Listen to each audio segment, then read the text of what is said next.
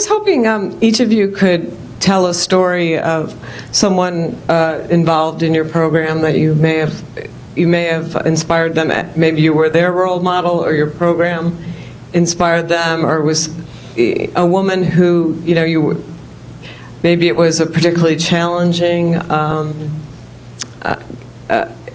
incident, or you were maybe surprised by I'm sorry, I'm stumbling on my words.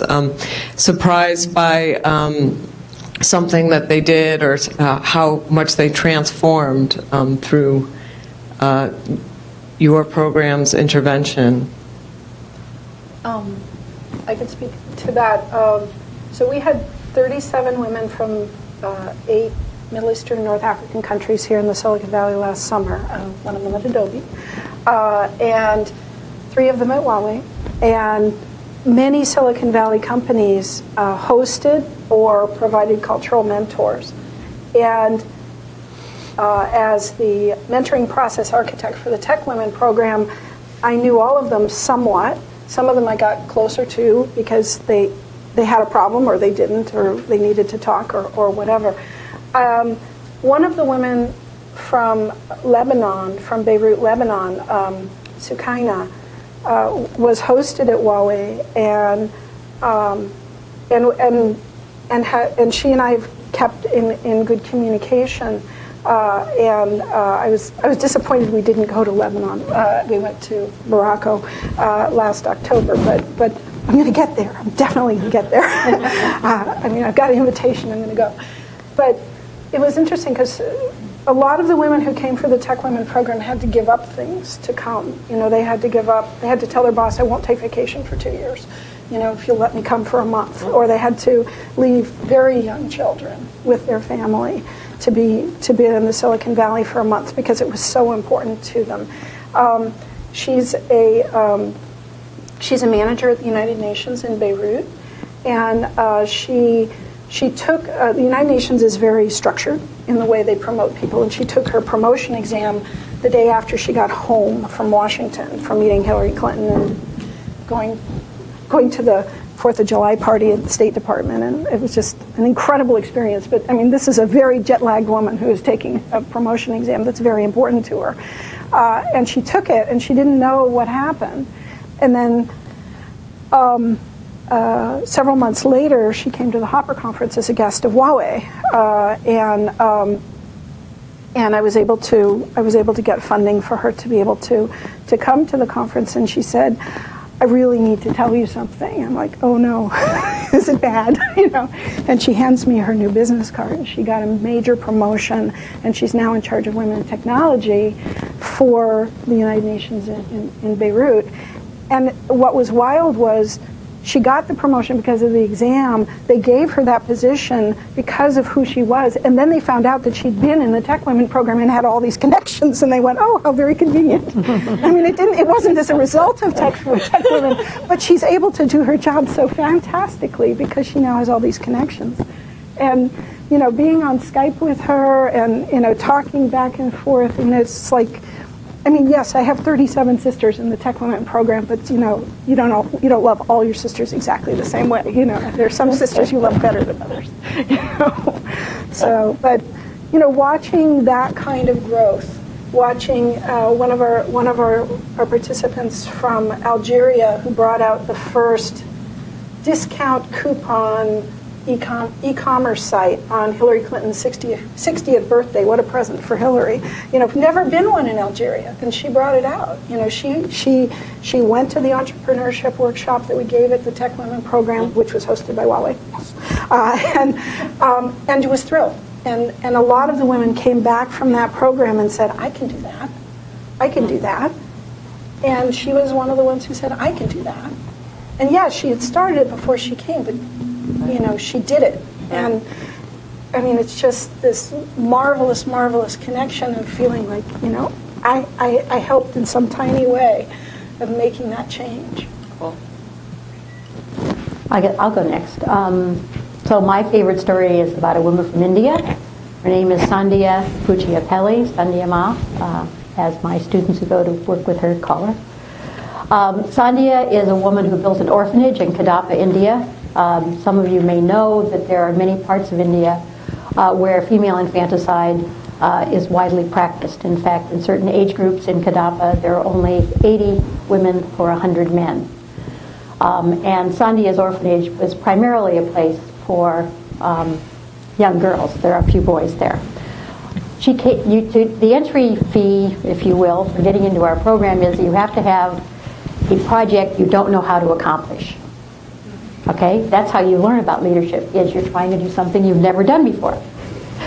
So Sandhya came with the project to double the size of her orphanage. She's a wealthy woman, but she had reached the confines, if you will, of her ability to fund, and she wanted to double the size of the orphanage. We thought that was a noble endeavor, and she came to the course. While she was here, however, she came away with a new challenge. She decided that what she wanted to do was to have 1 million more girls go home from the hospital with their loving families. Okay, now that's what I call a transformation. So it's from, if you will, treating the symptoms of a problem to actually looking to be an advocate and attack the root causes of that problem. So she's been back in Kadapa now for a few years. She has started awareness programs in the area. She's had over 4,800 people go through her workshops. She has double the size of her orphanage, right? She did that anyway. And to me, she's just a fabulous story of someone whose shift in who they were being, right? It was the secret to her ongoing success.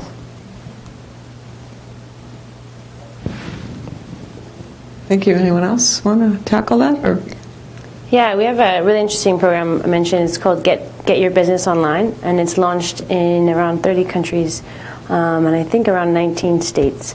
And so it's Get X, so like Nigeria or whatever country online. And we did a pilot of it in Nigeria when I was there. We went out to all these businesses, try to explain them. Okay, we're going to try to put you on the web, and then you have to explain what the web is. And then you keep going backwards till you find a place that you can meet common ground. We did this with a woman, it's called, if you ever look it up, it's called Baby M. Her website is called Baby M. And she sells baby clothes. And she didn't have a website. And so basically these two guys who had been through one of our trainings went and told her, we're going to build you a website for free. We're going to do a bunch of advertising for you online. And then you're going to pay us back if you make money. And her business was not doing well. I mean, she was not selling that many baby clothes. She had a small stall in a market in Lagos, Nigeria. And now she's one of the largest online retailers in Africa. And she is employing like 30 women to make baby clothes. And she actually sells and ships clothes all over the world. And if you ever look her up, if you look at Baby M on YouTube, she is hilarious. And she's so excited. There's an image of her.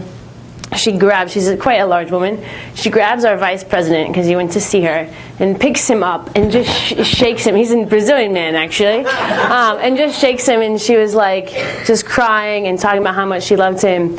And she's become the biggest poster child for us. And even without it, you don't have to do anything. She's so funny and loud.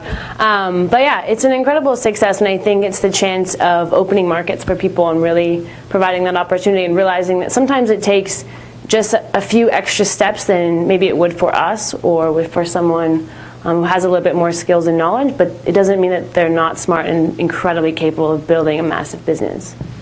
And how long did that take? How long ago was that? It was about 2 years ago, but she is doing incredible. She has a great business.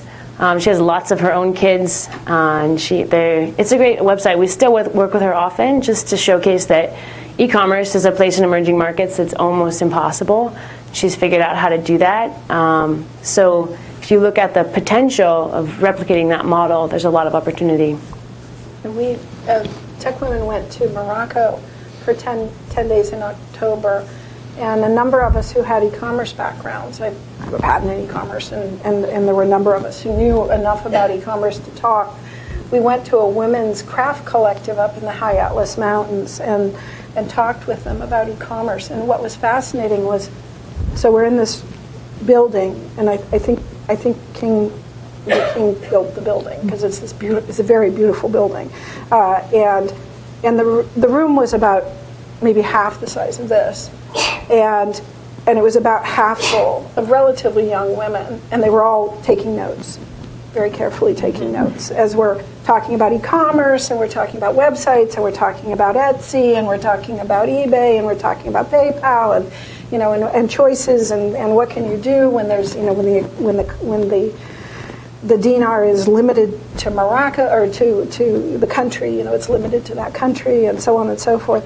And then we noticed that the room began to fill up, and first it began to fill up with older women, and then it began to fill up with guys. And so it was like this parfait, with the younger women and the older women and then the guys, and they were spilling out the back when we were done, wanting to know, tell us more, what can we do? E-commerce is a way out of so many situations. It's bringing the world in, and the potential is fascinating.